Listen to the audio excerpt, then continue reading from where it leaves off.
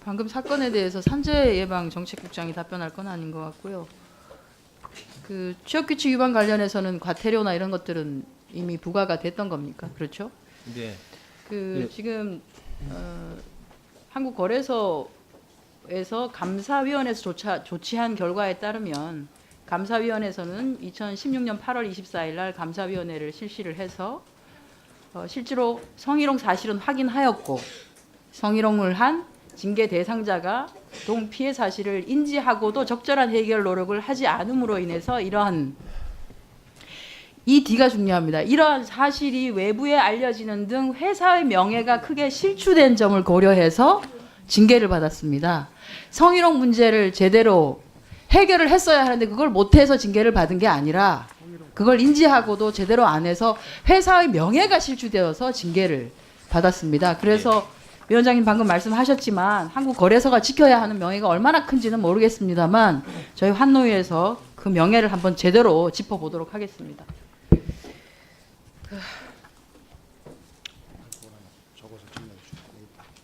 직장 내 성희롱 피해자, 제가 지난번에 중앙노동위원회 할 때 얘기했었습니다. 전남 진호위 사건.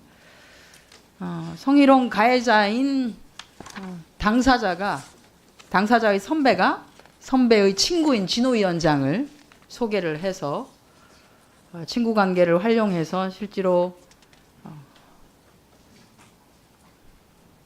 성희롱 고발에 의한 보복성 해고가 아닌 해고 서면 통보 위반으로 부당해고다라고 하는 결정문을 받게 한. 그래서 그 당사자는 해당 PD는 전남 CBS죠. 복직이 됩니다. 계약직으로. 그리고 사측에서는 11월 23일 날 이번에는 날짜를 맞춥니다. 사전에 한 달 전에 계약 종료를 통보해야 하니 11월 23일 날 12월 31일자로 계약 종료하겠다고 사전 통보합니다. 전남 CBS에서는 단 한 차례도 수습 직원을 정규직으로 전환하지 않은 사례가 없습니다. 근데 이 직원은 성희롱과 관련한 것을 내부적으로 문제 삼았다고 이제 이렇게 된 거죠. 해당되는 당사자가 여수지청에다가 진정서를 제출합니다. 근데 여수지청이 사건 처리를 지연을 해요. 왜 지연합니까? 물어봤더니 고소고발이 아닌 진정사건이라고 해서 천천히 처리한다라고 합니다. 그래서 다시 당사자가 이번에는 고소고발을 준비를 해서 고발장을 제출을 합니다. 고발장을 제출했는데 올해 2월에서 2월까지 수시감독 아까 얘기했던 것처럼 갔겠죠. 예. 가는데도 별 의미 있는 내용은 없습니다. 그리고 여전히 아직 해당자가 고발한 고용평등법 위반 사건은 아직도 수사 중입니다. 그런데 이 당사자가 12월 5일 날 여수지청 고발장을 접수를 하면서 본인도 준비를 해야 되니까요. 노동부 조사를 대비하면서 특이한 메모를 발견합니다. 메모에는 11월 21일 조땡땡이라고 하는 사람과 얘기한 내용이 적혀져 있습니다. 거기에 보면 아주 꼼꼼하게 컨설팅을 해준 내용이 들어가 있습니다. 그 컨설팅의 내용은 다름 아니라 해고의 절차와 관련된 컨설팅입니다. 그래서 우리에게는 4월에도 같은 고민이 있었겠지만 1, 2차로 아직 공격의 기회가 있다.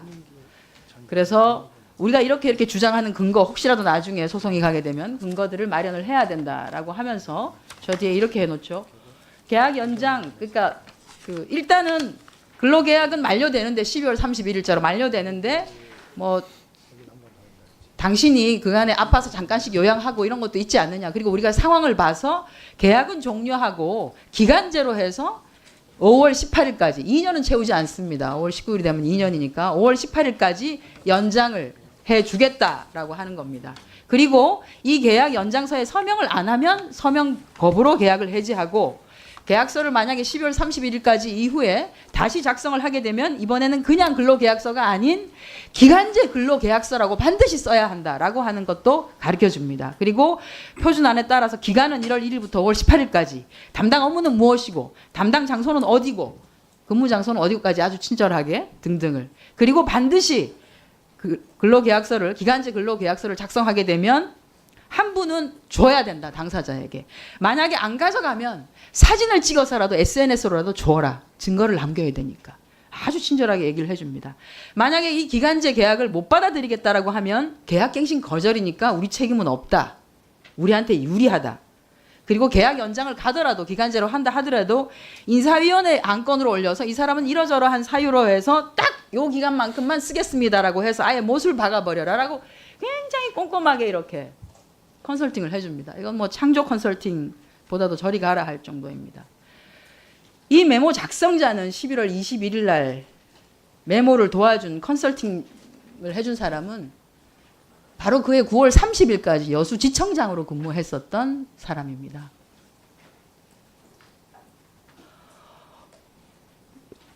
직장 내 성희롱을 당하면 회사 내에서 문제 제기를 하면 아까 그런 일을 당하고요, 당사자가.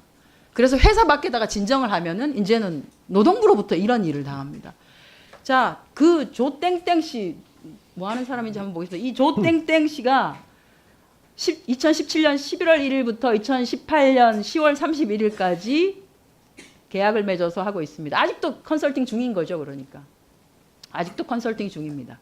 계약을 11월 1일 날 맺었는데요. 자문 및 컨설팅 계약을. 본인이 근무했던, 전 이것도 특혜가 있을 거라고 보여요. 순천 상공회의소 별관에 입주를 했습니다. 이력을 한번 보면 이 조땡땡 씨, 조땡땡 전 지청장님 40년 노동부 이력 중에서 5, 6년을 빼고는 죄다 광주청 산하에서 일했습니다. 순천 출신이기도 하고요. 여수 출신이기도 하고요. 여수지청은 3번이나 근무를 했었고요. 그러면 이렇게 고소고발이 들어오면 전임 바로 직전 지청장이 이 사측 대리인을 하고 있는데 이게 조사가 됩니까? 처리가 됩니까? 지난 지방청 국감 때 부산 동부지청 얘기를 했었죠. 지청장이 본인의 인맥을 이용해서 그냥 알고 있는 건설회사들 다 수시감독들 막아주고 그리고 본인의 손이 안 닿는 지역에 있는 것은 감독관을 알선까지 해가면서 담당 감독관을 알선까지 해가면서 어떻게든 기업을 보호하려고 하는 감독으로부터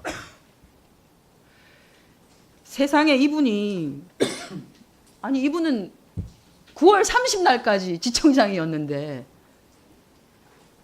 불현듯이 공로연수 기간 중에 그냥 9월 30일자로 지청장을 그만두시고 11월 1일자로 저렇게 사무실을 차리고 바로 계약을 해서 사측 대리인의 역할을 하고 있습니다. 그러니 진호위원장도 노동부 근무하셨다가 또 뭐 무슨 사측에서 문제 제기한 사람의 선배의 친구이고 진호위로 가서 부당해고라고 문제를 제기하면 거기는 그렇게 연이 또 다 있고 노동부 지청 가가지고 고소고발을 하면은 전직 지청장이 사측 대리인으로 이걸 터뜨렸습니다. 연고지 인맥 중심에 발령이 좀 문제가 있는 것 같습니다. 네, 장관님 답변해 주시기 바랍니다. 예. 최소한 공정한 업무 시스템을 하려면 당장 뭐 있어 가장 큰 이상 정도는 연고지 배치가 아닌 방식으로 배치가 되는 필요가 있지 않나 생각이 듭니다. 예. 답변드리겠습니다. 우선 저희 부의 그 일부 퇴직 공무원들의 그런 좀 부적절한 행위가 있는 점에 대해서는 매우 유감스럽게 생각합니다.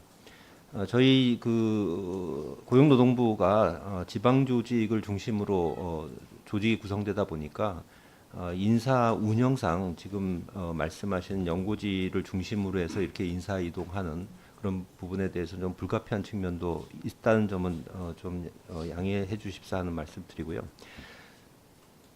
제일 중요한 것은 퇴직자가 이런 업무 처리에 부당한 영향력을 행사하는 것을 차단하는 것이 제일 중요하다고 생각을 합니다. 그래서 지난 4월 달에 이런 공인노무사 등과 같은 직무 관련성이 높은 2년 이내 퇴직 공무원에 대해서는 사적 접촉 시에 반드시 신고토록 하는 행동 강령도 마련했습니다만 이 부분에 대해서는 퇴직자가 부당하게 업무에 개입하는 것을 원천적으로 차단하는 방안을 좀 더 세밀하게 강구해 보도록 하겠습니다. 저는 근데 바닥급 이상은 이런 식의 해당되는 지역에 거기 연고지를 배치하는 것이 적절하지 않다고 봅니다. 네,